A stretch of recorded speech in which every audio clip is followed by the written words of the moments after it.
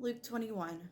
And he looked up and saw the rich putting their gifts into the treasury. And he saw a poor widow putting in 2 small copper coins. And he said, Truly I say to you, this poor widow put in more than all of them, for they all out of their surplus put into the offering, but she out of her poverty put in all that she had to live on.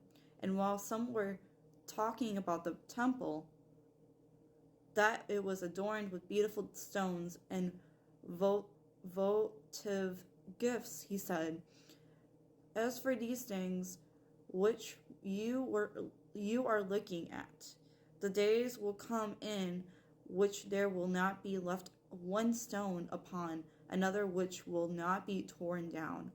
They questioned him, saying, Teacher, when therefore will these things happen? And what will be the sign when these things are about to take place? And he said, See to it that you are not misled. For many will come in my name, saying, I am he, and the time is near. Do not go after them. When you hear of wars and disturbances, do not be terrified, for these things must take place first, but the end does not follow immediately. Then he continued by saying to them, Nation will rise against nation and kingdom against kingdom, and there will be great earthquakes, and in various places plagues and famines, and there will be terrors and great signs from heaven.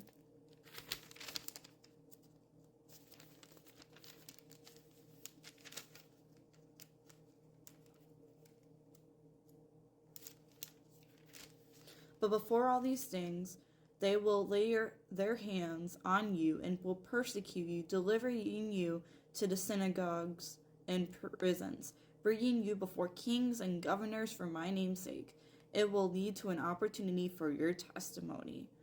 So make up your minds not to prepare beforehand to defend yourselves. For I will give you utterance and wisdom which none of your opponents will be able to resist or refute.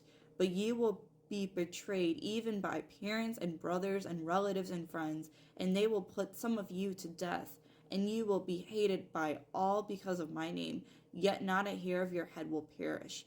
By your endurance you will gain your lives. But when you see Jerusalem surrounded by armies, then recognize that her desolation is near.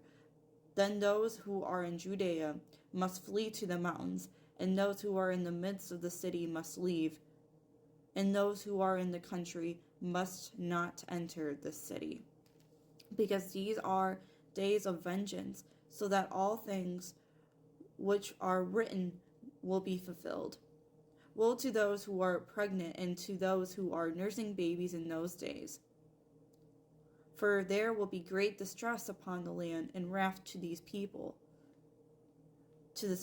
and they will fall by the edge of the sword, and will be led captive into all the nations.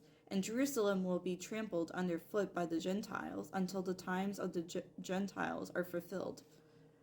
There will be signs in sun and moon and stars, and on the earth dismay among nations, and perplexity at the roaring of the sea and the waves. Men fainting from fear in the expectation of the things which are coming upon the world, for the powers of the heaven will be shaken. Then they will see the Son of Man coming in a cloud of power and great glory. But when these things begin to take place, straighten up and lift up your heads, because your redemption is drawing near. Then he told them a parable. Behold, the fig tree and all the trees, as soon as they put forth leaves, you see it and know for yourselves that summer is now near. See you also, when you see these things happening, recognizing that the kingdom of God is near.